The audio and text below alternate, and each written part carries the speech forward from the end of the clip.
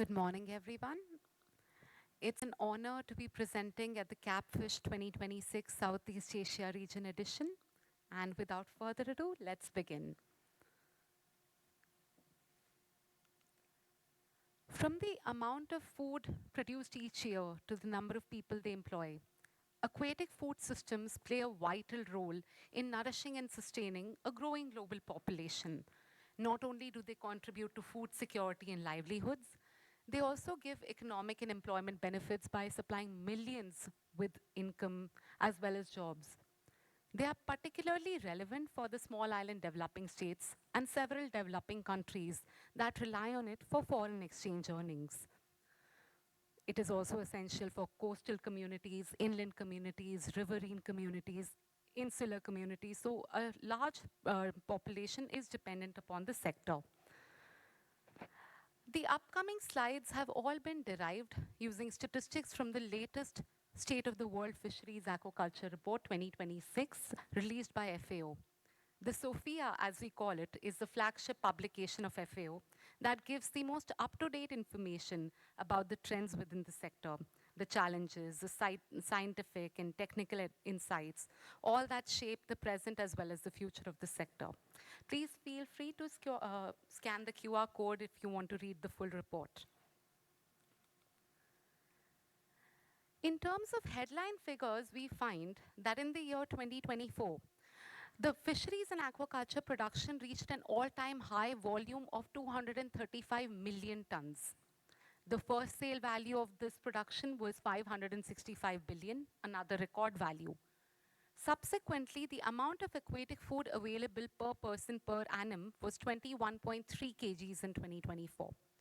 Nearly 230 countries were engaged in the trade of fisheries and aquaculture products, and 65 million people were employed in primary production alone. If we look deeper into the statistics of production, we find that the 2024 figure, 235 million tons, is divided between capture fisheries and aquaculture. Capture fisheries produced 92 million tons of aquatic foods, while aquaculture produced 103. Aquaculture actually took over capture fisheries back in 2022, but for the first time, it crossed a symbolic 100 million tons in 2024. We also have algae production, which increased to 40 million tons, which is a 5.8% increase compared to 2022. And nearly 4,000 species were involved in the production statistics, with 3,900 coming from capture fisheries and 770 coming from aquaculture. The first sale value, it is the value that the farmers or the producers get at the first point of sale after harvest. So it represents a producer level economic value. Now, in 2024, that value was 565 billion. Again, aquaculture had a 69% share with 391 billion USD, while capture fisheries had a share of 31%, having a USD 174 billion share. We can see that aquaculture over a period of time has continuously increased its share in production. In 2024, it is at 53% share, whereas in 1950, it was only at 3%. The particular growth that we see in aquaculture happened from the 1990s onwards. In terms of algae production, however, it is predominantly done through aquaculture mode. We find that 38.9 million tons of the production came from aquaculture and 1.3 million ton came from capture fisheries. The leading countries that were involved in the production of aquatic plants or algae were China with 61% share, Indonesia with 25% share, South Korea and Philippines with 4% share each. When we speak of algae, we mean marine algae, which is the macroalgae, the seaweed, the microalgae, as well as the cyanobacteria. So it is a combined term for all of the aquatic plants. In terms of regional shares, we find that the top producer of fisheries and aquaculture production in the year 2024 was again Asia, with 140 million ton production almost. 65% of this production was through aquaculture mode. Followed by Asia, we have our South America with 17.8 million tons, Europe with 16.5 million tons, Africa with 13.2, North America with 5.3, and Oceania with 2 million tons. What is interesting to note is that aquaculture is a leading source of production only in the Asia region. For all of the other regions, capture fisheries is still a dominant source of production. If we look at how the continents have changed their production trends across the years 1980 to 2022 and even 2024, we find that Asia has always had a dominant position, but it has grown further, be it in capture fisheries as well as aquaculture. In the year 2024, if we take all of capture fisheries production, Asia had a 53% share, followed by Americas with a 20% share, Europe with 14, Africa with 12, and Oceania with 2%. If we look at aquaculture production in 2024, 89% of the aquaculture produced was from Asia. That's a significant share, followed by Americas with 5, Europe with 3, Africa with 2, and Oceania with a 0.2%. Now, if we look closer in terms of the countries that are the top producers, we find that in capture fisheries, the top producing countries were China, Indonesia, India, Peru, and Russia. Whereas in aquaculture, the top producing countries were again China, India, Indonesia, Vietnam, and Bangladesh. Let's look at something interesting about these countries. The ones in purple are all developing countries. They are not high-income countries. So most of the producer countries are all small countries, developing countries, high and lower middle-income countries. In fact, if we look carefully at how it has changed, in the year 1950s, the non-high-income countries, which are low and middle-income countries, they accounted for just a 33% share. Cut to 2024, these countries account for 82% of the share in the production. This goes out to show that in the global trade of fisheries, the developing economies play a strong role. And now if we look at the traders, the traded value in 2024 was 186 billion. There was a dominance of lower middle income countries in exports, and there was a highly concentrated trade. The top exporters were China with 20 billion, Norway with the 16 billion export, Vietnam with the 10.5 billion export, Ecuador with the 9.2, and and Chile with the $8.5 billion export. In terms of importers, the top importers were USA, China, Japan, Spain, and Italy. Again, if we notice the exporters, they are predominantly the lower middle income countries or upper middle income countries. And the importers, the top importer, USA, is a developed country along with Japan, Spain, and Italy, while China is one of the upper middle income countries. The share of the top 5 exporters on your left, that is 35% of the total exports that has happened. So these 5 countries are responsible for 35% of the exports. In terms of importers, we find that the 5 countries stated here, they together account for 43% of the imports, which goes on to show that the trade is very concentrated in terms of who are the top exporters and who are the top importers. If we look at what aquatic products are traded, let's first try to see that how aquatic products compare with other animal meats. If we were to take bovine meat, pig meat, poultry meat, and other meats together, aquatic product is almost comparable in exports, taking all of them together. So 48% of the total traded animal protein comes from aquatic products. What type of aquatic products are most traded? Finfish, followed by crustaceans, followed by mollusks. The graph in the middle shows that the finfish itself was nearly $124 billion worth of exports in 2024.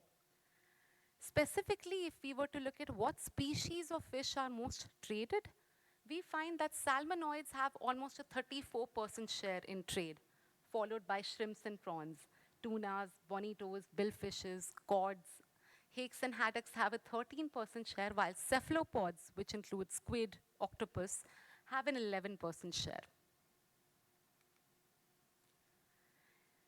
This particular graph tries to compare the trade of aquatic products across regions in the year 2024. The graph in blue shows us the exports, while as the one in green shows us the imports. The fish icon that we see, if it is found in a blue icon, it means it's a net exporter in weight, while the green icon shows that it is a net importer. Now we see that Asia has almost an equal amount of imports and exports.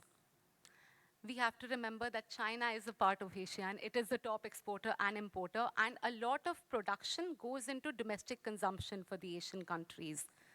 And similarly, we have the EU, where we find that it has a greater share in greater amount of imports as compared to exports.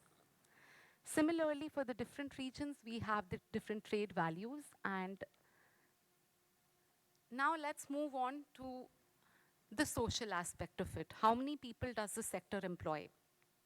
So 65.3 million people were employed in primary production itself. 56% of that is in capture fisheries, 35% in aquaculture.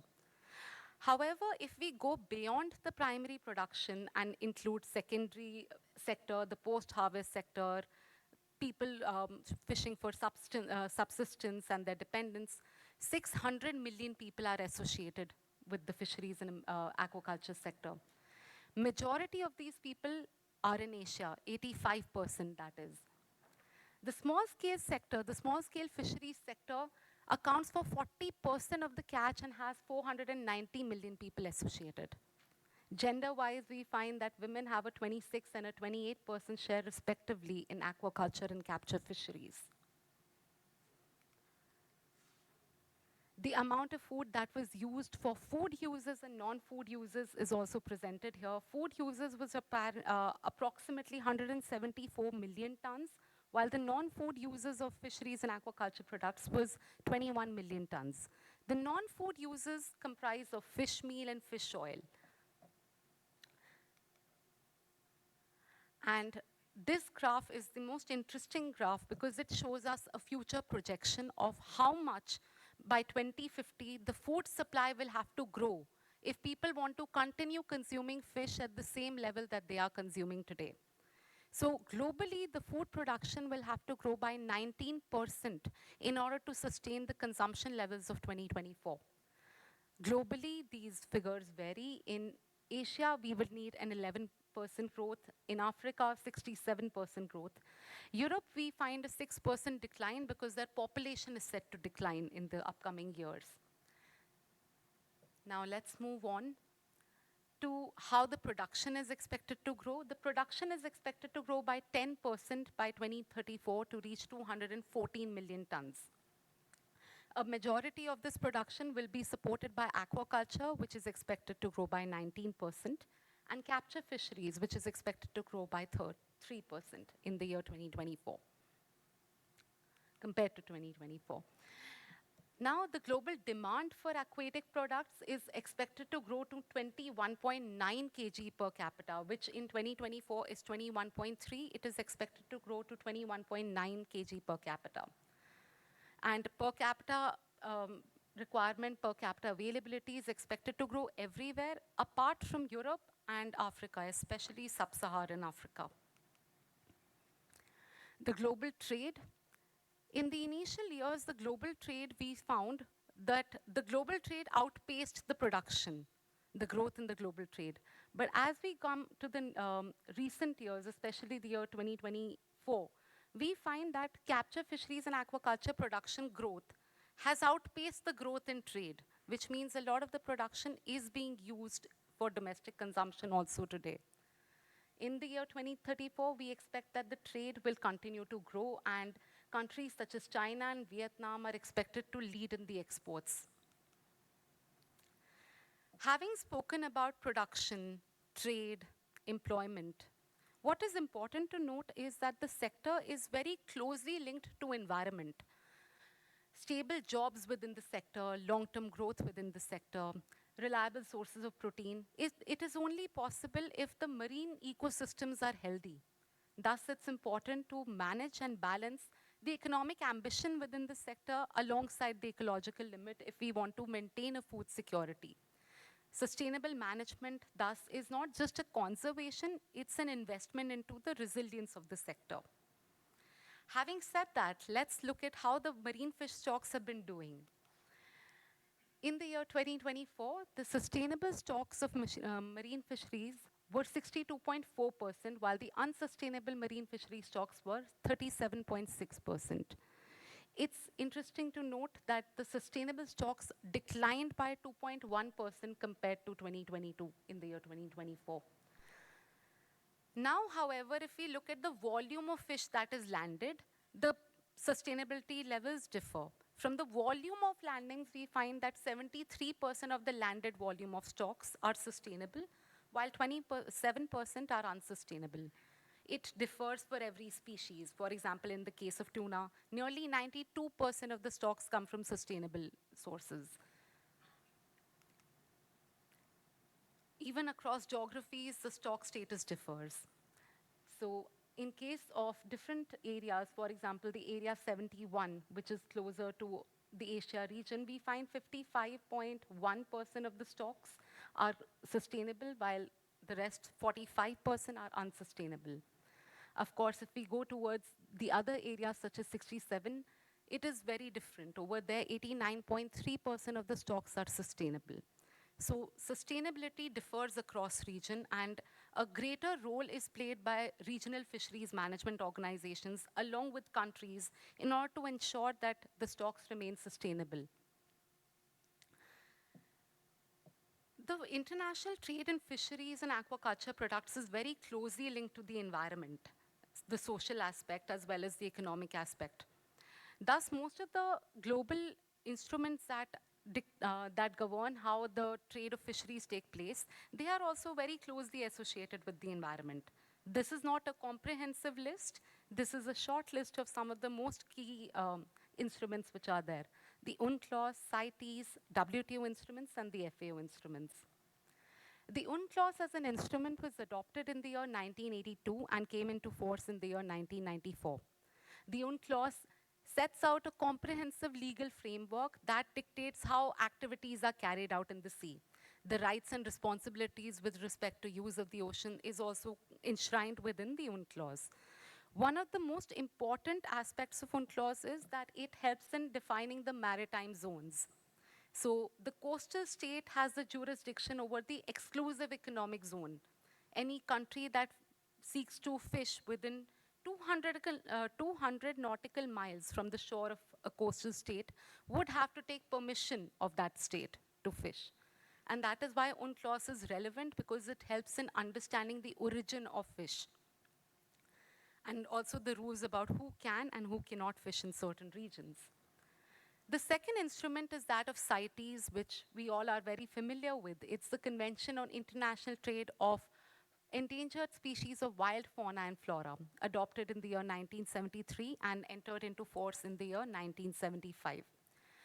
What it does is that it regulates the trade with respect to permits and certificates.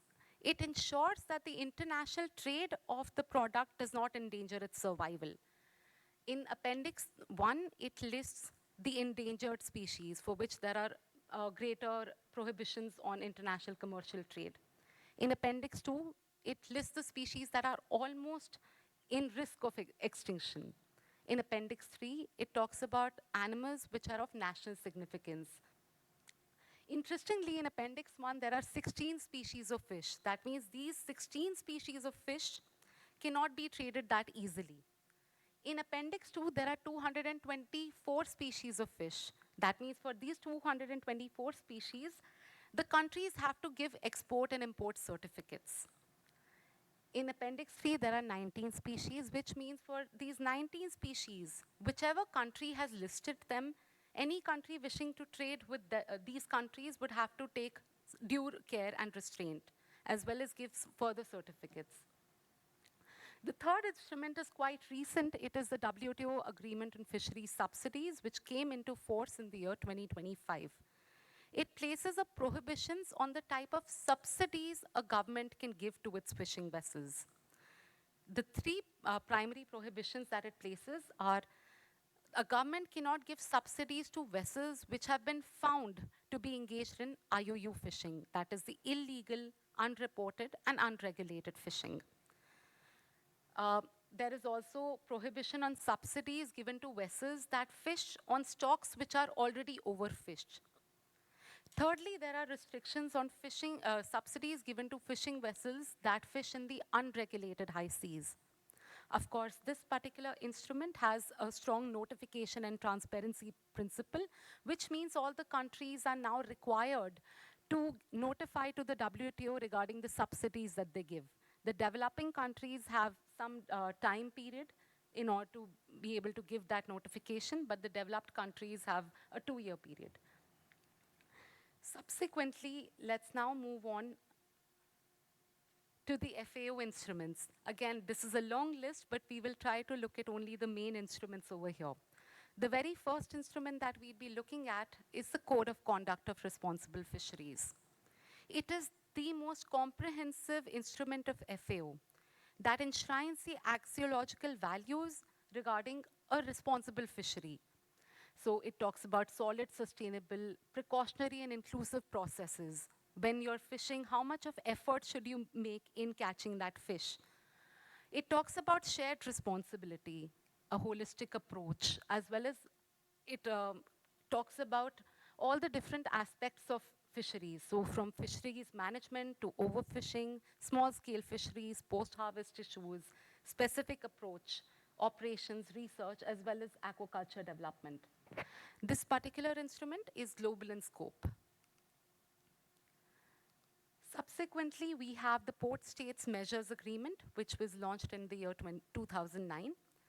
This is one of the only binding instruments of FAO, and it is designed to prevent vessels from landing their IUU fish on their ports. How does it work? It serves as the first line of defense for markets and value chains. For example, a vessel reaches a port. That vessel has been found to be engaged in IUU fishing. The port can deny the vessel from landing its catches on that port. Subsequently, it is including something called as a global information exchange system. So what happens is that not only will that port deny the vessel from landing its catch, that port will inform all the other people in the global information exchange system, that is all the other ports, that this particular vessel has been found. So that vessel cannot land the port anywhere else, cannot land their catches in any other port anywhere else. Subsequently, we have the voluntary guidelines for catch documentation scheme. So how do we know that the fish that we have is legal? A catch document certificate or a catch certificate document gives us a legal provenance. It tells us whether the fish that has been catched is legally fished. It allows that information to be shared with others between trading partners. And the voluntary guidelines for catch documentation schemes helps countries in making these catch documentation schemes for their countries or even harmonizing the existing ones. So this is the documentation scheme if we want to understand how legality of a fish can be established. Subsequently, we have the voluntary guidelines for transshipment. Now, what's interesting is that sometimes on the sea itself, the fish can be taken from one vessel to another. This is called as a transshipment. This instrument of FAO was the first instrument that actually demarcated what is landing versus what is transshipment. The FAO voluntary guidelines for transshipment establishes minimum international standards to regulate, monitor, and control the transshipment of fish at sea. It provides the basis for national and regional regulations. And of course, it offers the clarity on separating transshipment and landing. Now, having spoken about so many FAO instruments, this is not, again, a comprehensive list, but a list of the different instruments FAO has. On conservation management and development, there are two instruments. On IUU, there are several. On traceability, we have CDS, guidelines for transshipment. Especially when it comes to legality of the fish, that is primarily established through these particular instruments, which is the IPOA, PSMA, Global Record of Fishing Vessels, Compliance Agreement, CDS, and transshipment. We also have small-scale fisheries, how voluntary guidelines for small-scale fisheries, labeling and certification guidelines. In the interest of time, I'll move on to the next slide, which is the global instruments. These are the different global instruments that are useful in global international trade of fisheries and aquaculture products. Some of the global organizations like WTO help in regulating the tariffs as well as the non-tariff measures. The World Customs Organization talks about classification and HS codes of fisheries and aquaculture products.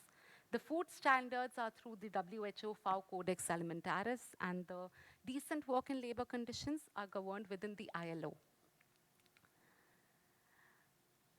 FAO Globefish is the project that handles the data and market analysis, dialogue consultation, and standards and policies. And most of the slides over here have been taken from the different FAO trainings that have taken place across the years.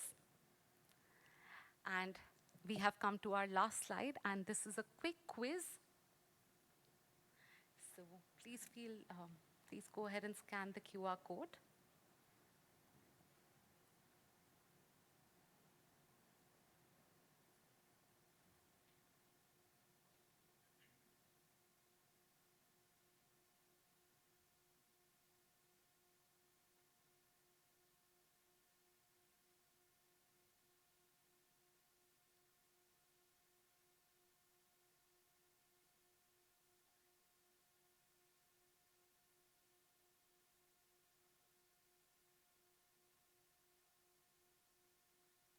Right. So that's a good count, and a lot of people have gotten the answer correct. It is China. China is the top producer of fisheries and aquaculture products. We have all the ones. Shall we move on to the next one?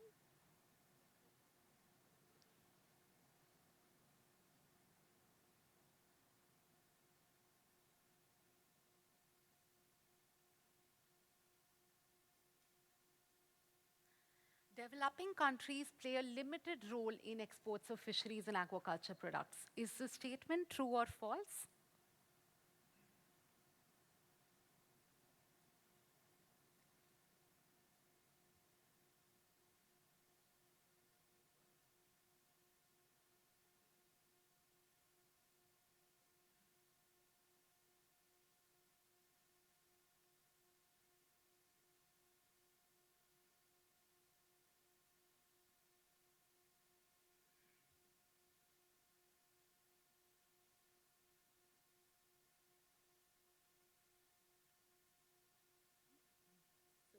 18 people have given a correct answer.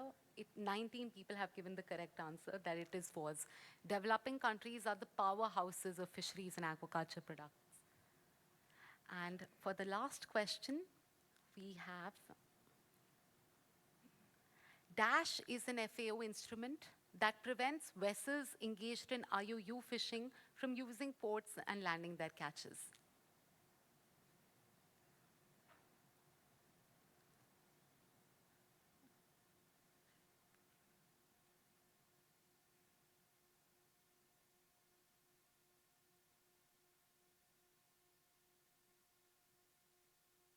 21 people have given the correct answer. It is the PSMA, 23 people.